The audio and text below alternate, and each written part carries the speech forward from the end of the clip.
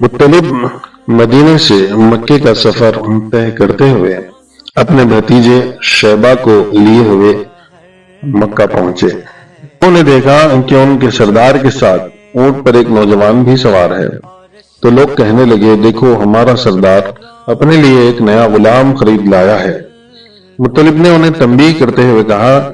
یہ کوئی غلام نہیں ہے، یہ میرا بھتیجا ہے، اور مستقبل کا یہی تمہارا سردار بھی ہے، کیونکہ میں نے اسے اپنا جانشین مقرر کیا ہے۔ اس کے بعد مکے میں مطلب نے اپنے اس بھتیجے کے ساتھ ہمیشہ شفقت، محبت، لاڑ پیار کا برتاؤ رکھا کہ چچا کے اس حسن سلوک اور شفقت اور مہربانی سے متاثر ہو کر بھتیجے نے زندگی بھر خود کو اپنے اصلی نام شیبہ کے بجائے عبد المطلب کہلانا پسند کیا۔ یہی عبد المطلب ہمارے پیارے نبی صلی اللہ علیہ وسلم کے دادا محترم ہیں، اور انہوں نے ہی ہمارے نبی صلی اللہ علیہ وسلم کا اسم گرامی محمد صلی اللہ علیہ وسلم تجویز کیا تھا۔ مطلب کے انتقال کے بعد ان کے یہ بھتیجے عبد المطلب قبیلے کے سردار اور کعبے کے متولی مقرر ہوئے۔ یہ بہت ہی باوقار انسان تھے۔ مکے میں انہیں نہایت عزت اور احترام اور قدر و منزلت سے دیکھا جاتا تھا۔ ان کے دور میں دو اہم ترین اور قابل ذکر واقعات پیش آئے۔ پہلا واقعہ تو زمزم کی کھدائی کا ہے۔ زمزم کا چشمہ تو دراصل اللہ تعالی کے حکم سے بی بی ہاجرہ اور ان کے لخت جگر حضرت اسماعیل علیہ السلام کے لیے جاری کیا گیا تھا، لیکن صدیوں تک جاری رہنے کے بعد ایک مرحلہ ایسا آیا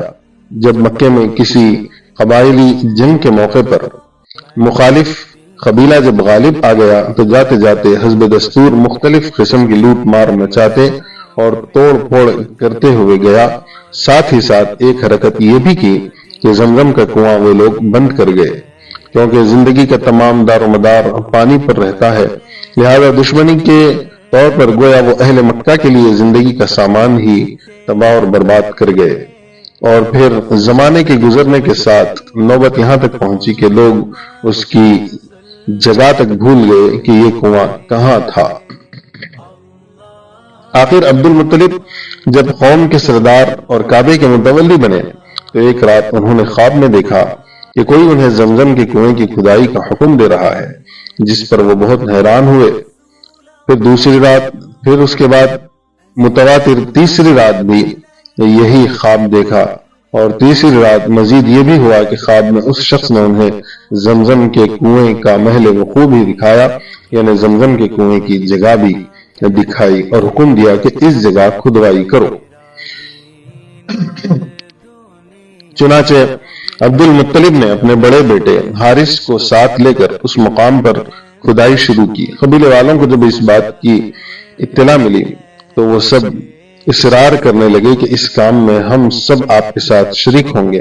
تاکہ ہم بھی اس شرف اور اعزاز کے حقدار بن سکیں،